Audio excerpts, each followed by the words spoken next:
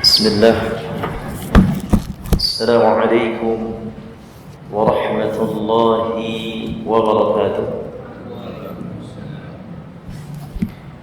إن الحمد لله نحمده ونستعينه ونستغفره ونعوذ بالله من شرور أنفسنا ومن سيئات أعمالنا.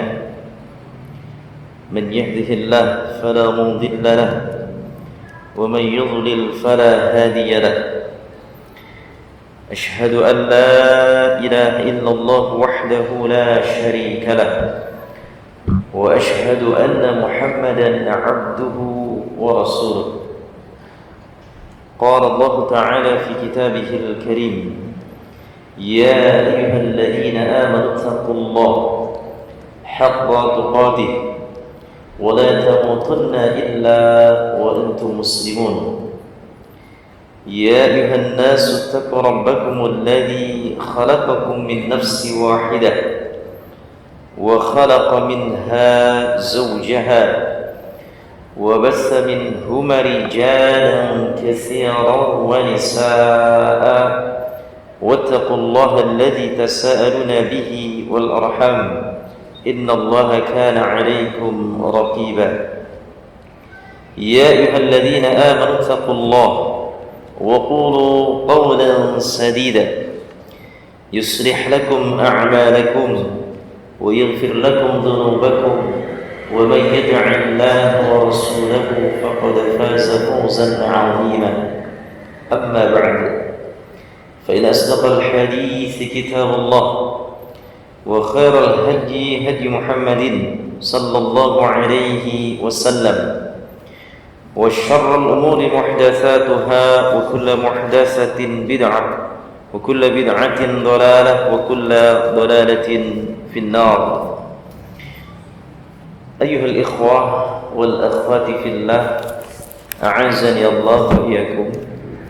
Alhamdulillah, di malam hari ini kita senantiasa bersyukur kepada Allah Azza wa Jalla atas limpahan berbagai macam nikmat, karunia serta hidayah yang Allah Subhanahu wa taala berikan kepada kita semua. Sehingga di malam hari ini ba'da salat maghrib kita bisa dikumpulkan kembali di salah satu rumah-rumah Allah Azza wa Jalla untuk mengkaji, mempelajari ayat-ayatnya. Karena tidaklah suatu kaum berkumpul di salah satu rumah-rumah Allah Azza wa Jalla kemudian mereka membaca serta mempelajari ayat-ayatnya kecuali akan turun kepada mereka rasa ketenangan, terliputi rahmat Allah dan malaikat akan mengelilinginya. Maka teruslah kita bersyukur kepada Allah Azza wa Jalla atas nikmat bisa duduk bersimpuh di majelis ilmu, mengkaji, mempelajari ayat-ayat Allah Subhanahu wa taala. Ayol ikhwah rahimani wa rahimakumullah. Pada kesempatan kajian malam hari ini kita akan melanjutkan pembahasan, yaitu menterjemah, sedikit mentafsir surah Al-Falaq. Karena pertemuan kemarin kita sudah membahas surah An-Nas, sekarang kita akan membahas surah Al-Falaq. Silakan bapak-bapak yang dimuliakan Allah Subhanahu wa taala bisa membuka Al-Qur'annya dan bisa di sini membaca bersama-sama. Kita baca dulu di sini surah Al-Falaq. A'udzu billahi minasy syaithanir rajim.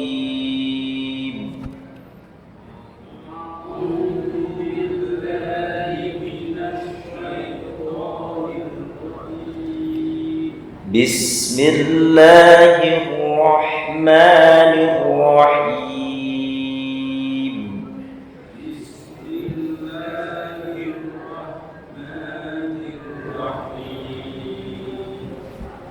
Qul a'udzu birabbil falaq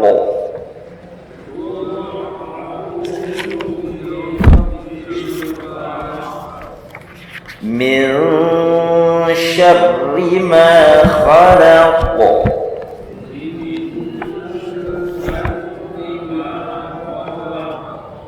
wa min syarri ghasiqin idza waqab. Syukran.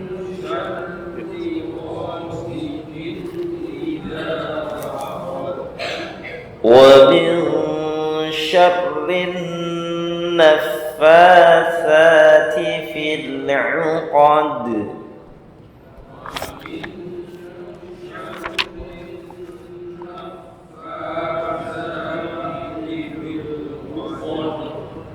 Wa min syarri hasidin idza hasad.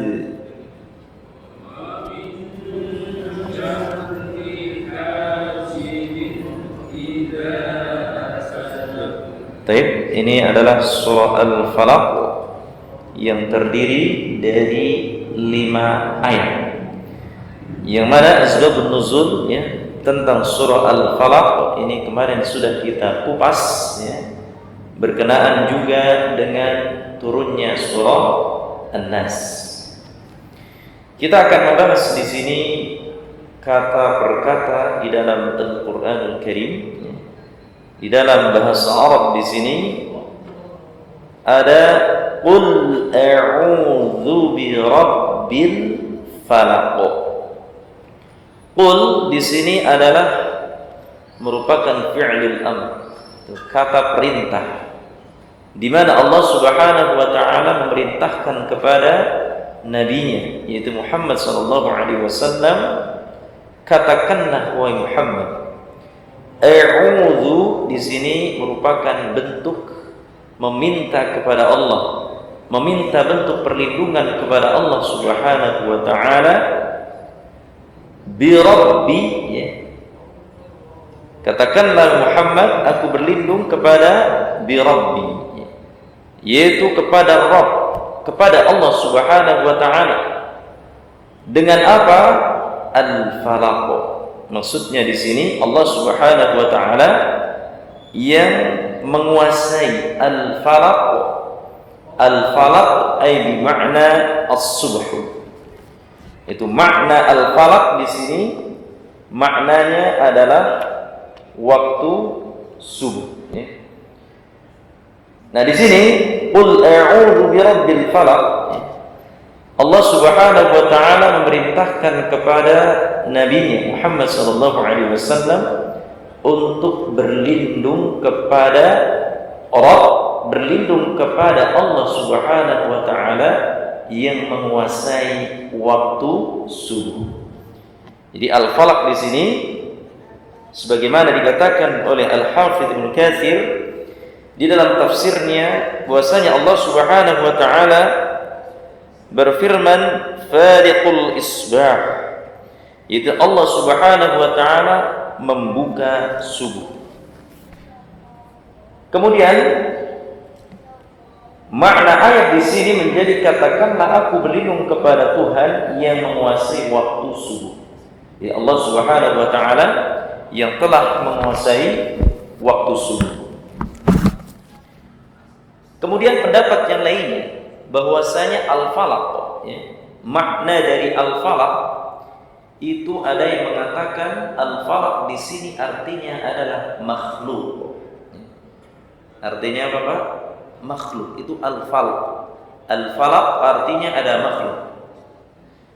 Ada juga yang mengatakan bahwasanya al-falaq itu maknanya atau artinya adalah salah satu nama di neraka. Jadi salah satu nama di neraka itu nanti nama adanya al-falaq. Ada juga yang mengatakan al-falaq di sini adalah nama suatu penjara di neraka. Jadi ada yang mengatakan al-falaq di sini adalah nama neraka. Ada yang mengatakan bahwasanya al-falaq di sini adalah nama penjara di neraka Jahannam. Bahkan al-falaq di sini juga berarti apa?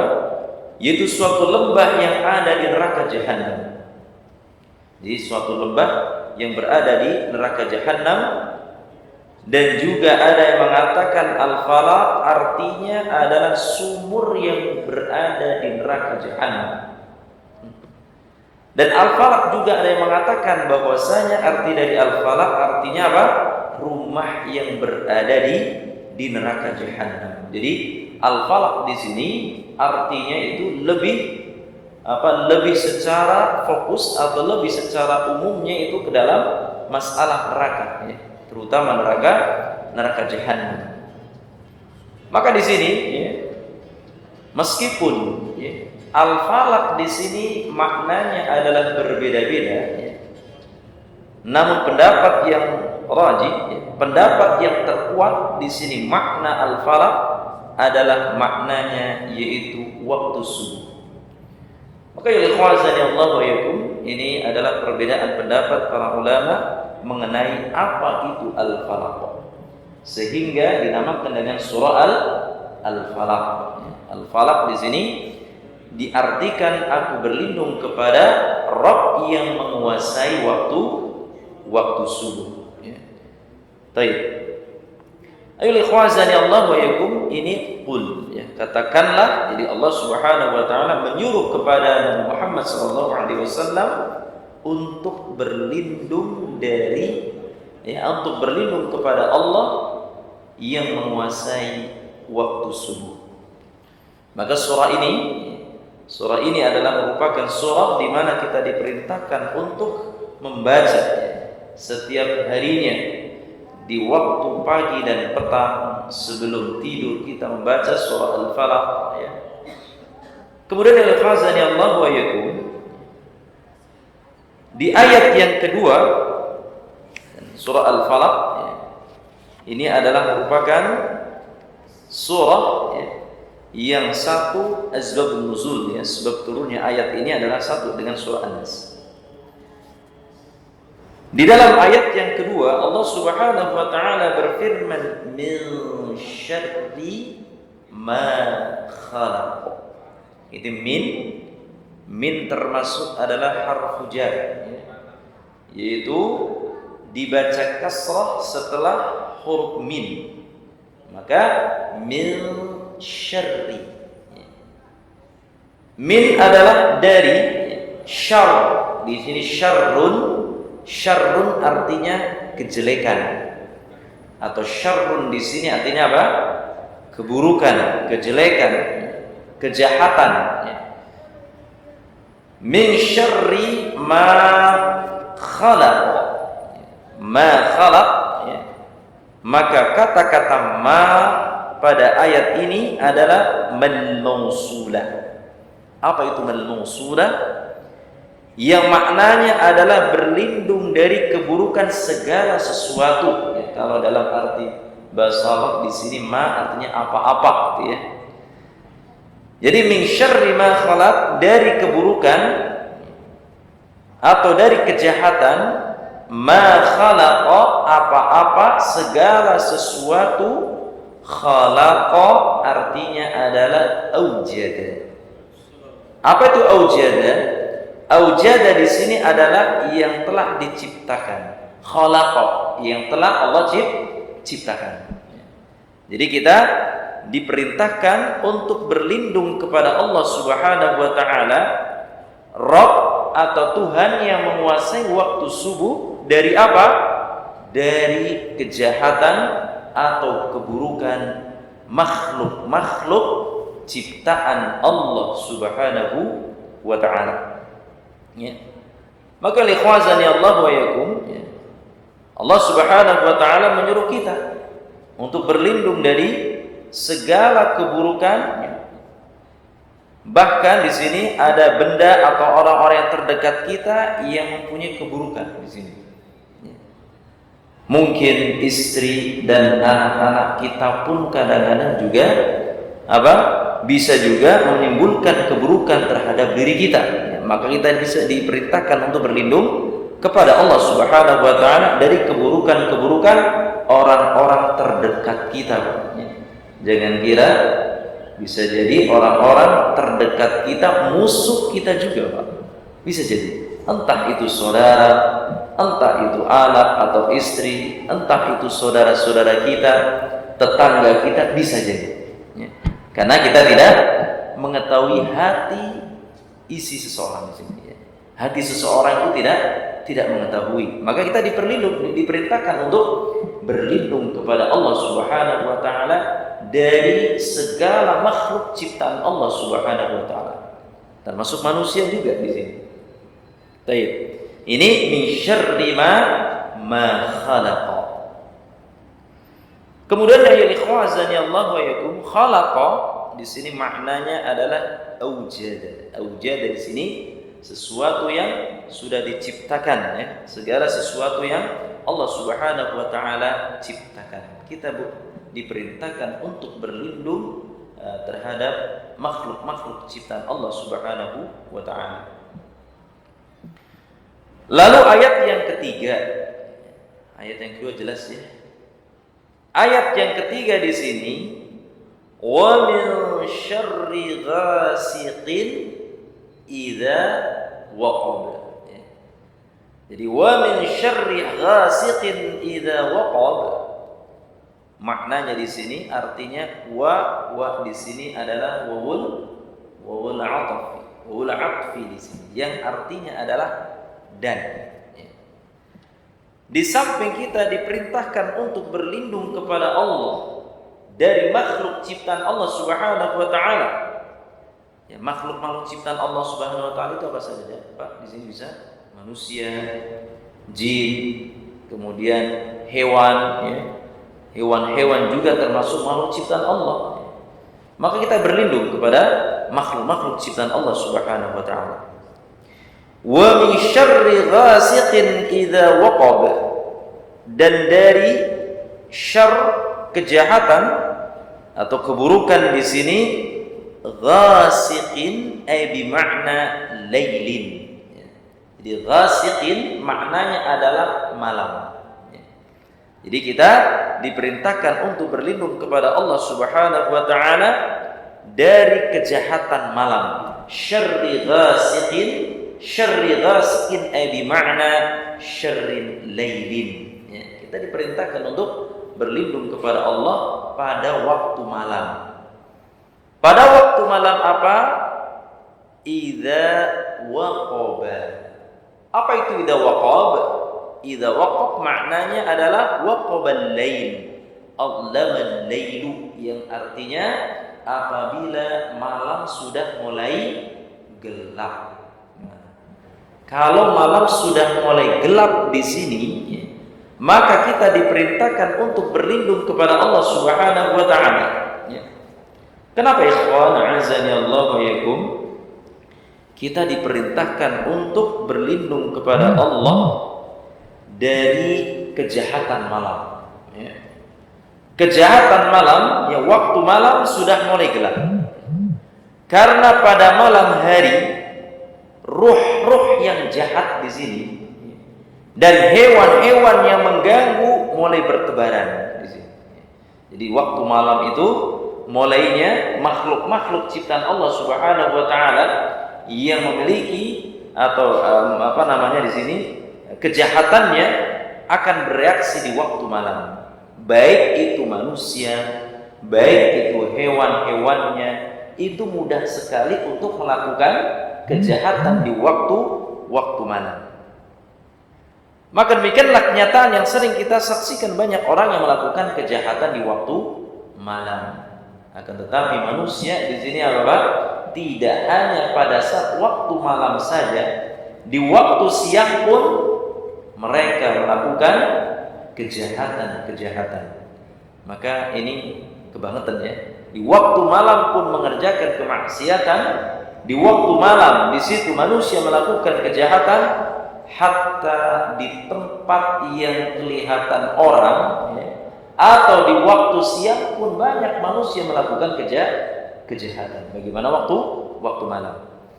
Maka oleh ikhwazani Allah wa yakum, dan waktu malam di sini adalah waktu di mana manusia itu beristirahat ya, sehingga dimanfaatkan oleh orang-orang yang jahat ya.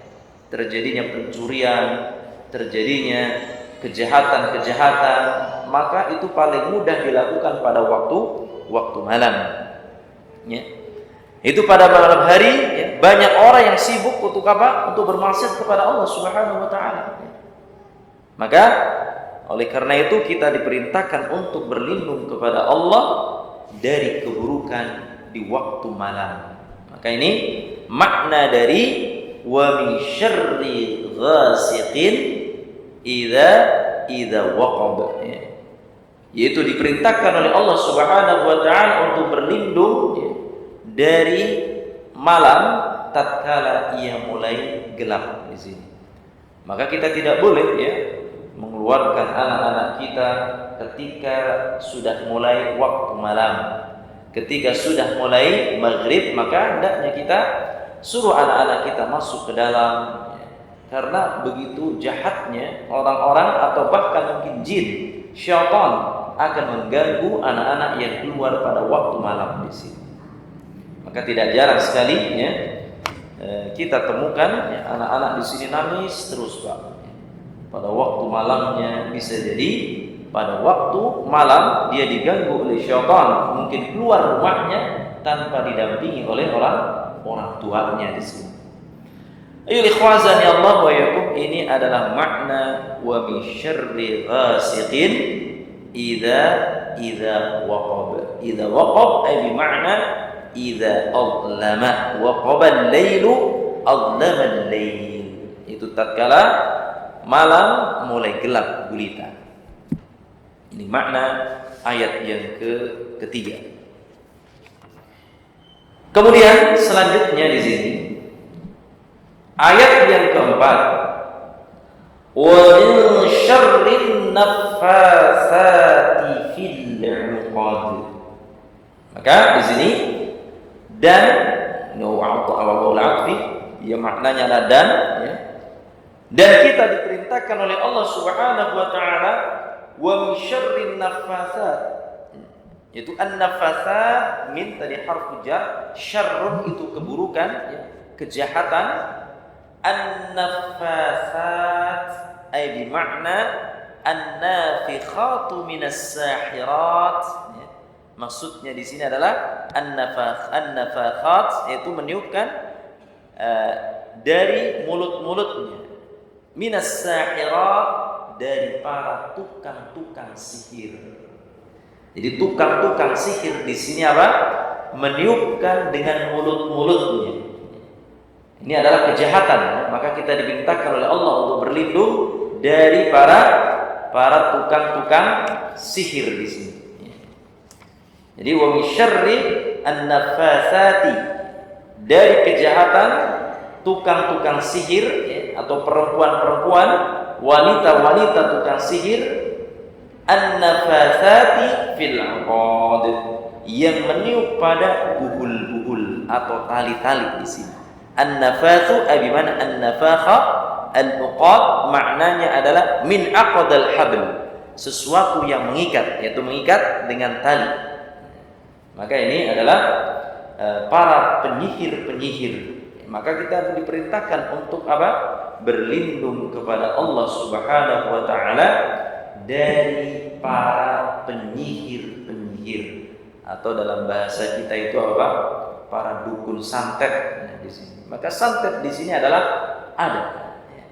Maka hati-hati terhadap orang-orang yang suka mainnya dengan dukun, ya, mainnya dengan tukang santet, ya, karena di sini adalah para penyihir di sini.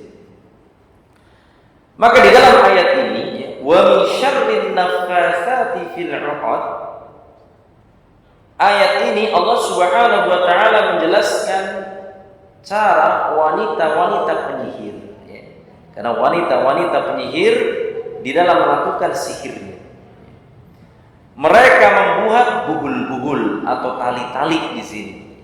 Sebagaimana Rasulullah SAW, beliau disihir, ya, oleh siapa? Dubair bin A'sam, ya, ketika di kota Madinah, dengan wasilah yaitu pelepah kurma yang dimasuki rambut beliau SAW dengan rontokan sisirnya, kemudian ditali di sini 11 ikatan, ya. Maka ya ikhwazani Allah wa yakum, ini adalah buhul. Setelah itu apa? Para tukang sihir di sini adalah meniupkan mantra-mantra mereka. Jadi ketika sudah ada media, kemudian apa? Ditiuplah, dibacakan mantra-mantra di sini. Tentunya mantra-mantra di sini adalah mantra-mantra yang apa? Yang menyesatkan, yang berhubungan dengan jin, berhubungan dengan syaitan. Oleh sebab itulah sebagian ulama di sini ada yang melarang meruqyah dengan cara meniup.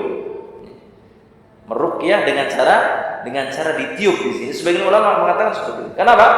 Karena menyerupai wanita-wanita tukang sihir. Ini sebagian ulama mengatakan seperti itu ya. Namun al-khazani Allah wa yakum, pendapat ini pun dibantah oleh siapa? Al-Imam Al-Qurtubi di dalam tafsirnya. Beliau menjelaskan bahwa Nabi pernah meniup ketika meruqyah seseorang.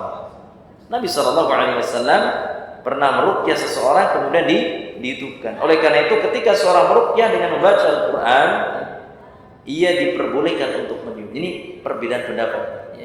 Ada yang tidak boleh meniup tatkala diruqyah, ya, ketika ada orang kesurupan, ya, atau kemasukan jin, ya, kemudian dia nggak sadar akhirnya melakukan perbuatan-perbuatan yang aneh, maka kita bacakan ayat-ayat Al-Quran, kemudian kita tiupkan di sini, ditiupkan kepada orang tersebut. Maka ini pernah dilakukan oleh Rasulullah SAW. Kemudian Allah Subhanahu wa taala di sini mengkhususkan, menyebutkan wanita-wanita tukang sihir. Pada zaman itu wanita paling sering melakukan sihir di kalangan bangsa Arab di sini. Hal ini disebabkan para wanita yang selalu melakukan rutinitas seperti menyiapkan makanan atau membersihkan rumah, merasa kurang pekerjaan setelah melakukan rutinitas tersebut, ya. Akibatnya mereka bermain-main dengan sihir. Jadi hati-hati, kadang-kadang wanita atau istri kita mungkin, ya, di rumah sudah selesai semua nih pekerjaan, mau ngapain nih? Nah, bisa jadi sekarang mainnya apa? Sihirnya, Pak. Pakai HP di sini bisa jadi, ya. Bekerja sama dengan teman dan sebagainya, maka hati-hati. Ini wanita-wanita, yaitu para tukang sihir. Ada juga yang mengatakan bahwasanya wanita di sini lebih hebat daripada laki-laki ketika menyihir, Pak. Kenapa? Seseorang ketika laki-laki di sini bisa juga disihir seorang wanita, sehingga tatkala mungkin seorang laki-lakinya itu hartanya banyak, kemudian disihir seorang wanita sehingga dia akan terlena dengan wanita tersebut, maka disihir dia. Maka para tukang sihir di sini tulang yang lebih kuat adalah para wanita di sini. Maka lafazani Allah wa yakum, ya, ini, ya, kita diperintahkan oleh Allah Subhanahu wa taala untuk berlindung dari para tukang sihir. Atau para di sini siapa? Yaitu orang-orang yang suka menyihir kita, ya, karena sihir di sini medianya tidak seperti dulu, Pak, ya. Media untuk menyihir seseorang itu mudah, bisa kita dapatkan, ya. Baik di medsos, media sosial, WhatsApp, gambar-gambar dan sebagainya. Nah, itu bisa digunakan sebagai wasilah untuk menyihir seseorang. Ini adalah kita diperintahkan untuk berlindung kepada Allah dari para wanita tukang sihir yang meniupkan, yaitu bukul-bukulnya di sini. Kemudian ya ikhwazani Allah wa yakum, di sini ayat yang kelima, wa min syarri hasidin idza hasad. Maka hasad, wa min syarri, dan kita diperintahkan untuk berlindung kepada Allah, Rabb semesta alam ini, dari keburukan orang-orang yang hasad. Hasidin, orang-orang yang dengki, idza hasada, apabila dia telah dengki.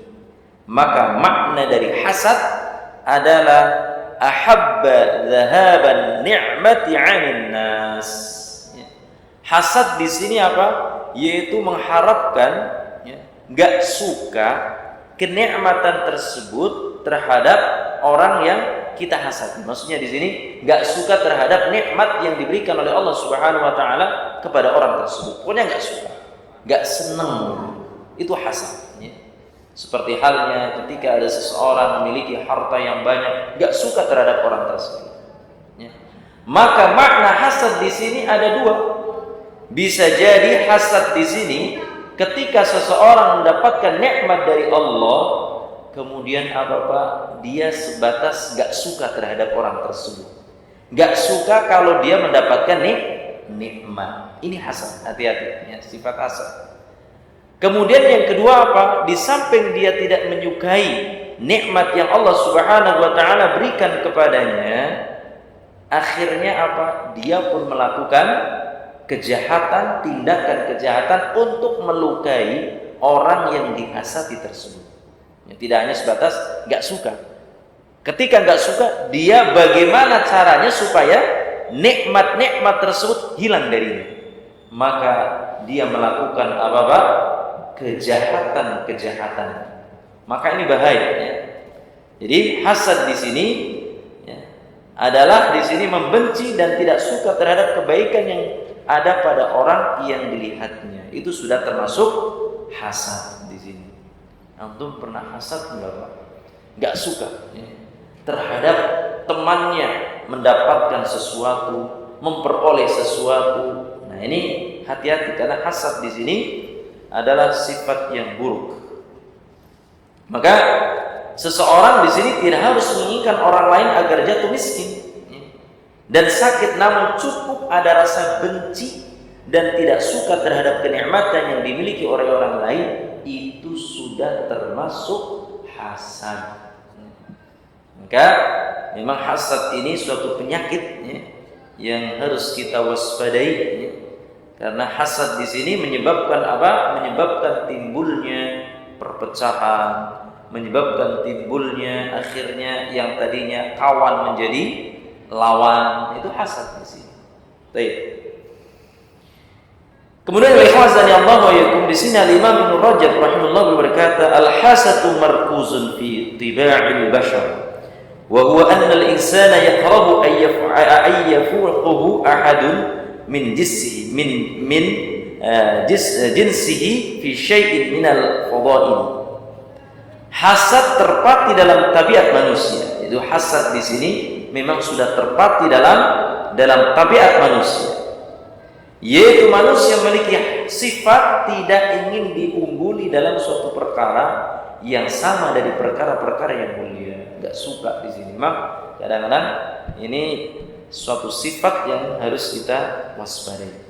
Maka sekali lagi, hasad di sini tidak hanya sebatas seseorang itu begitu tidak menyukai langsung dia melakukan kejahatan terhadap orang tersebut. Hasad juga di sini enggak suka orang mendapatkan nikmat, itu juga termasuk bagian dari hasad.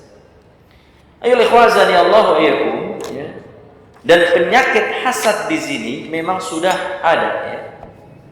Dan hasad ini senantiasa akan terpatri dan terus disemangati oleh syaitan, disemangati oleh iblis la'anatullah.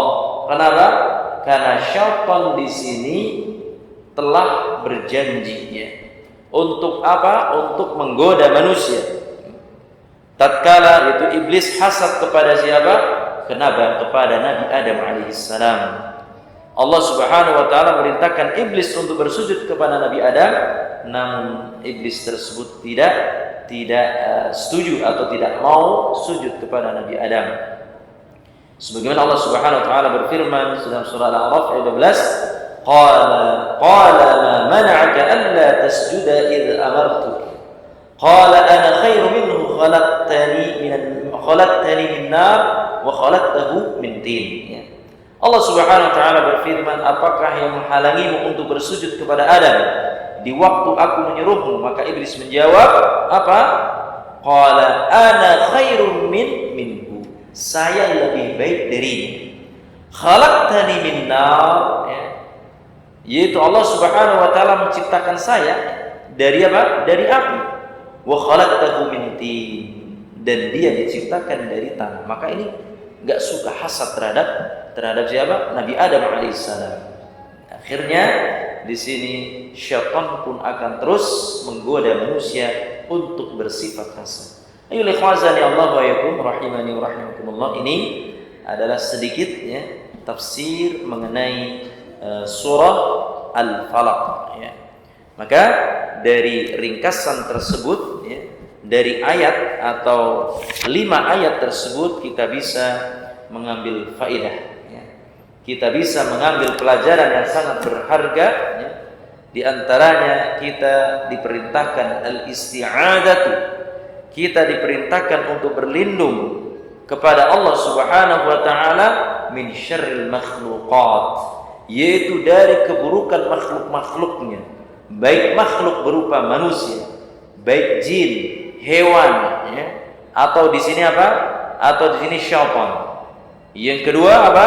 Syarril laili idza adlam. Kita diperintahkan untuk berlindung kepada Allah dari yaitu malam tatkala sudah mulai gelap. Dan yang ketiga, min syarris sahirat. Kita diperintahkan untuk berlindung kepada Allah dari para penyihir-penyihir di sini. Ya, para penyihir ya. Dan yang keempat, kita berlindung kepada Allah min syarri hasidin idza hasad. Dari keburukan-keburukan orang-orang yang hasad. Sifatun sayyi'ah, sifat yang buruk ya. Tahassul insana an ya'mala syarran, yaitu untuk mengajak manusia di sini untuk melakukan keburukan atau kejahatan. Maka ini 4 perkara ini hendaknya kita meminta kepada Allah. Maka oleh ikhwazani Allah wa yakum, hendaknya kita baca surah Al-Falaq, surah An-Nas ya. Di waktu pagi, zikir pagi dan zikir petang sebelum tidur ya. Kita baca di sini. Maka oleh ikhwazani Allah wa yakum, ini 2 surah yang sudah kita pelajari, surah An-Nas dan surah Al-Falaq. Mudah-mudahan yang sedikit ini bisa bermanfaat ya, mengenai tafsir ringkas surah Al-Falaq dan sedikit terjemahannya, sedikit kata dari surah Al-Falaq. Wallahu a'lam bissawab. Ada pertanyaan? Silakan. Baik, silakan. Langsung aja Mas. Apa keistimewaan daripada surat Al-Falaq dan An-Nas itu sendiri? Keistimewaan dari surat tersebut. Baik. Di situ disebutkan jelas ya, bahwasanya salah satu keistimewaan dari surah Al-Falaq dan An-Nas dilihat dari asbabun nuzulnya, itu adalah merupakan surah yang ampuh untuk apa? Mengusir dari godaan, mengusir dari gangguan-gangguan syaitan, gangguan-gangguan dari makhluk-makhluk Allah, ciptaan Allah Subhanahu wa taala. Jelas ya. Baik itu di sini ya, gangguan dari para penyihir-penyihir, itu termasuk keutamaan di sini ya. Ya, keutamaan surah An-Nas dan Falaq bisa dijadikan sebagai ruqyah, bisa dijadikan sebagai obat tatkala seseorang di sini terkena penyakit ain contohnya, tatkala disihir, maka bacakan surah ini. Ketika seseorang kemasukan jin juga bisa dibacakan surah An-Nas dan Al-Falaq, dan satu lagi surah Al-Ikhlas nanti yang kita akan bahas pada pertemuan yang akan datang insyaallah.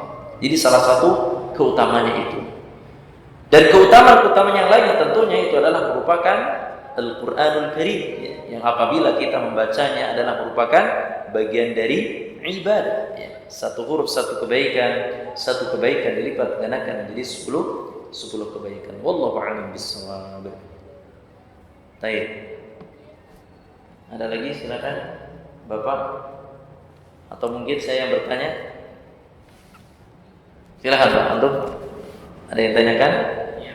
Kalau untuk yang harus kita hindari apa dari surat tersebut? Maksudnya gimana? Apakah yang terkandung dalam surat Al-Falaq yang harus kita hindari? Yang harus kita hindari. Maksudnya harus kita hindari dari mana daripada surat Al-Falaq tersebut? yang harus kita hindari gitu. Maksudnya anak nggak paham. Wallahu a'lam. Gimana? Yang tidak boleh kita lakukan. Yang kita tidak boleh lakukan, yaitu tadi apabila kita supaya tidak diganggu oleh syaitan, ya, supaya kita tidak diganggu oleh makhluk-makhluk ciptaan Allah Subhanahu wa taala yang berbuat jahat. Salah satunya yaitu kita amalkan membaca surah Al-Ikhlas, Al-Falaq, An-Nas, ya, kita amalkan itu. Kemudian yang kita hindari lagi, ya, maka hendaknya kita tidak boleh melawan jin, ya, makhluk ciptaan Allah di sini, karena apabila kita melawan jin di sini, ya, maka bisa jadi jin tersebut melakukan perbuatan jahat terhadap kita, maka itu berbahaya. Ya. Maka kita tidak boleh melakukan tindakan-tindakan yang melawan jin di sini. Ya. Biarkan, ya, contohnya jin di sini hidup di alamnya, maka kita hidup di alam dunia di sini. Maka tidak boleh saling mengganggu di sini. Kemudian apa lagi? Ya, apabila kita supaya tidak diganggu oleh syaitan, ya, terutama di sini anak-anak, jangan biarkan anak-anak keluar rumah pada waktu mulai maghrib, mulai malam di sini. Ya. Maka apabila keluar maka harus didampingi dengan kedua orang tuanya atau orang tuanya di sini.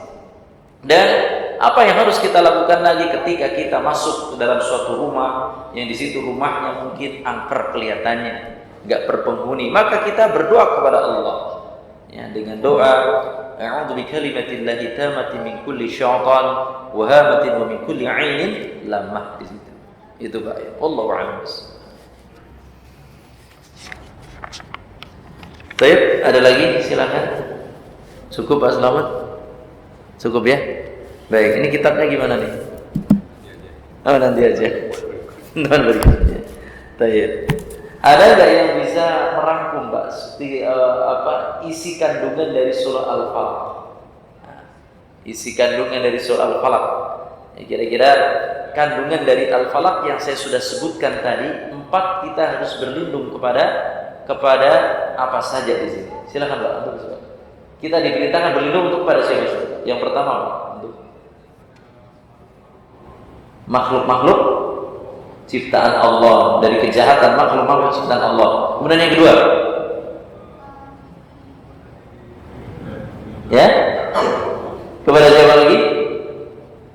Di samping makhluk-makhluk ciptaan Allah Subhanahu wa taala, kemudian kita diperintahkan untuk berlindung dari, ya, nah, pada saat waktu malam, tatkala mulai gelap. Yang ketiga, diperintahkan berlindung kepada Allah dari tukang-tukang sihir. Dan yang keempat, kita berlindung kepada Allah dari apa? Orang-orang yang hasad, orang yang dengki dan hasad.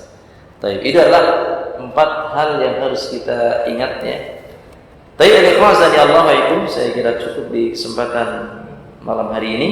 Insyaallah di pertemuan yang akan datang kita akan mengupas surah pendek yang ketiga, ya.